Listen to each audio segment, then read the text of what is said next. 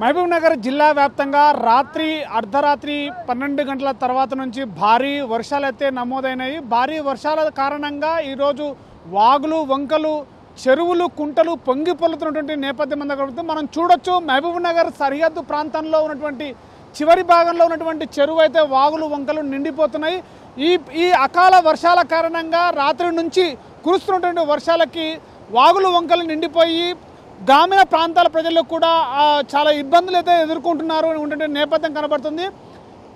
పొద్దుగాల ఉదయం నుంచి జాబులకు ఉద్యోగాలకు వెళ్ళేటటువంటి ఉద్యోగస్తులు కూడా, రైతులు, అనేక ప్రాంత ప్రజలు కూడా చాలా ఇబ్బందులు ఎదుర్కొనే ఉన్నటువంటి పరిస్థితి ఉంది.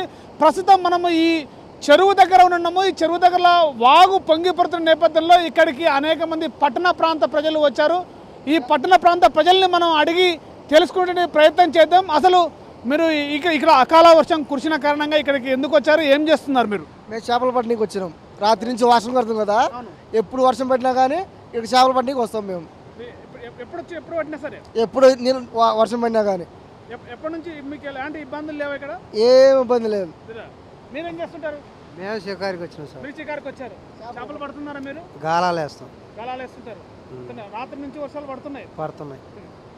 ఇక్కడ చూస్తున్నట్టయితే ఇక్కడ ఉన్నటువంటి ఈ ప్రాంతానికి సంబంధించిన ప్రజలందరూ కూడా ఇక్కడ చేపలు పట్టుకొని ఇక్కడ వాళ్ళ జీవనాధారంగా జీవనం కొనసాగుతున్న పరిస్థితి కనపడుతుంది.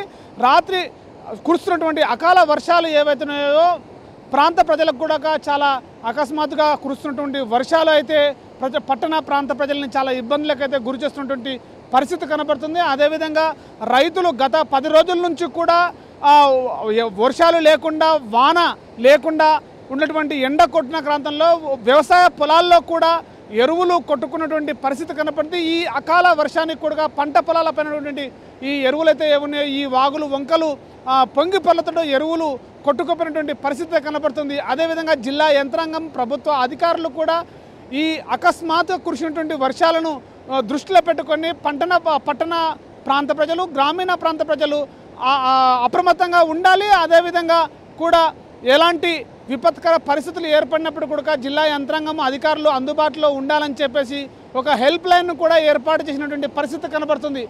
ఇదే నేపథ్యంలోనే పట్టణ ప్రాంతాల్లో జిల్లా వ్యాప్తంగా కూడా ఇటు ఉమ్మడి మహబూబ్ నగర్ జిల్లా వ్యాప్తంగా, అటు నాగర్ కర్నూలు, అటు వనపర్తి, ఇటు గద్వాల, నారాయణపేట జిల్లాల వ్యాప్తంగా కూడా అత్యధిక వర్షపాతం నమోదైంది. మహబూబ్ నగర్ జిల్లా వ్యాప్తంగా అత్యధిక వర్షపాతము హన్వాడ మండల కేంద్రంలో నమోదైనట్టుగా మనకు వాతావరణ శాఖ తెలుపుతుంది. అదేవిధంగా అతి తక్కువ వర్షపాతము దేవరకద్ర మండల నియోజకవర్గంలో నమోదైనట్టుగా మనకు తెలుస్తుంది. మనం చూడొచ్చు ఇక్కడ రాత్రి 12 గంటల తర్వాత కురుస్తున్నటువంటి అకస్మాత్తుగా కురిసినటువంటి వానకి, ఈ వర్షాలకి వాగులు ఉప్పెంగుతున్నటువంటి పరిస్థితి నేపథ్యం కనబడుతుంది. జిల్లాలో ఉన్నటువంటి ఎమ్మెల్యేలు కావచ్చు, అదేవిధంగా జిల్లా యంత్రాంగం కూడా ప్రజల్ని ఎప్పటికప్పుడు అప్రమత్తం చేస్తున్నటువంటి పరిస్థితి కనబడుతుంది. మనం చూడొచ్చు ఇలాంటి వర్షాకాలంలో కూడా మనము ఈ పరిస్థితి చూడొచ్చు. కానీ వర్షాకాలం పూర్తి అవుతున్నటువంటి ముగింపు దశకు వచ్చినటువంటి పరిస్థితులు కూడా మనం చూడొచ్చు. కానీ అకస్మాత్తుగా 10 రోజుల గ్యాప్ తీసుకొని వర్షం పడుతుండటంతో ఇక్కడ ఉన్నటువంటి స్థానిక ప్రజలకు కావచ్చు, వ్యవసాయ రైతులకు కూడా కావచ్చు, అదేవిధంగా ప్రైవేట్ జాబ్లకు వెళ్తున్నటువంటి ఉద్యోగస్తులకు కూడా అనేక రకాల ఇబ్బందులు ఎదుర్కొంటున్న పరిస్థితి కనబడుతుంది. అసలైన తొలి వెలుగు. ఫాలో వాట్సాప్ @తొలి వెలుగు official.